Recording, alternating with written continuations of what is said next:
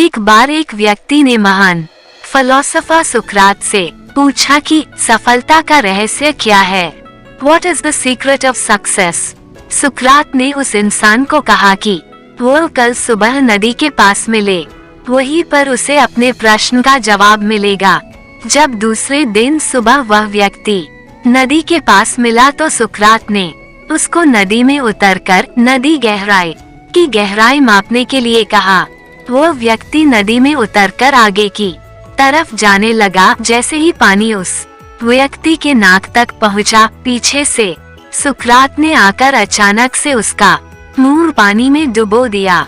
वह व्यक्ति बाहर निकलने के लिए झटपटाने लगा, कोशिश करने लगा, लेकिन सुकरात थोड़े ज्यादा स्ट्रॉन्ग थे। सुकरात ने उसे काफी देर तक पानी में डुबोए रखा। कुछ समय बाद सुकरात ने उसे छोड़ दिया और उस व्यक्ति ने जल्दी से अपना मुंह पानी से बाहर निकालकर जल्दी सांस ली। सुकरात ने उस व्यक्ति से पूछा, जब तुम पानी में थे तो तुम क्या चाहते थे?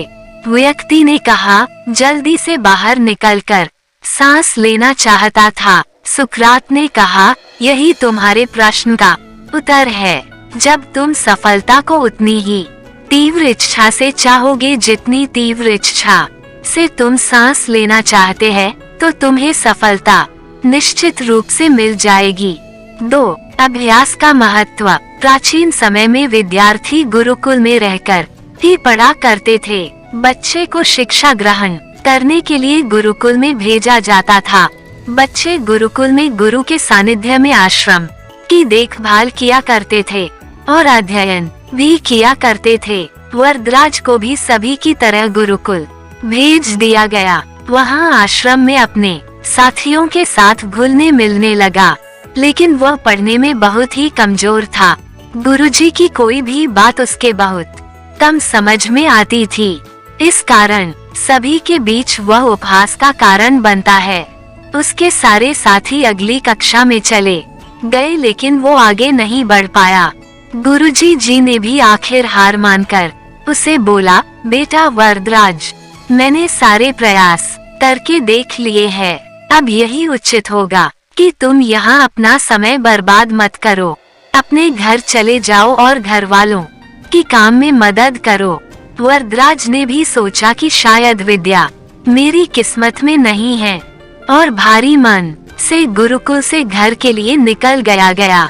दोपहर का समय था। रास्ते में उसे प्यास लगने लगी। इधर उधर देखने पर उसने पाया कि थोड़ी दूर पर ही कुछ महिलाएं कुएं से पानी भर रही थी। वो कुएं के पास गया। वहाँ पत्थरों पर रस्सी के आने जाने से निशान बने हुए थे। तो उसने महिलाओं से पूछा, ये निशान आपने कैसे बनाए? तो एक महिला ने जवाब दिया, बेटे ये निशान हमने नहीं बनाए, ये तो पानी खींचते समय इस कोमल रस्सी के बार आने जाने से ठोस पत्थर पर भी ऐसे निशान बन गए हैं। वरदराज सोच में पड़ गया। उसने विचार किया कि जब एक कोमल से रस्सी के बार आने जाने से एक ठोस पत्थर पर गहरे निशान बन सकते हैं, तो निरंतर अभ्यास से मैं विद्या ग्रहण क्यों नहीं कर सकता? वरदराज ढेर सारे उत्साह के साथ वापस गुरुकुल आया और अथक कड़ी मेहनत की। गुरुजी ने भी खुश होकर भरपूर सहयोग किया। कुछ ही सालों बाद यही मंदबुद्धि बालक वरदराज आगे चलकर संस्कृत व्याकरण का महान विद्वान बना, जिसने लघु सिद्धांत कौमुदी, मध्य सिद्धांत कौमुदी, सार सिद्धांत कौमुदी, गीर्वाणपद मंजरी की रचना की। शिक्षा मोरल। दोस्तों, अभ्यास की शक्ति का तो कहना ही क्या है। यह आपके हर सपने को पूरा करेगी। अभ्यास बहुत जरूरी है, चाहे वो खेल में हो या पढ़ाई में या किसी और चीज में।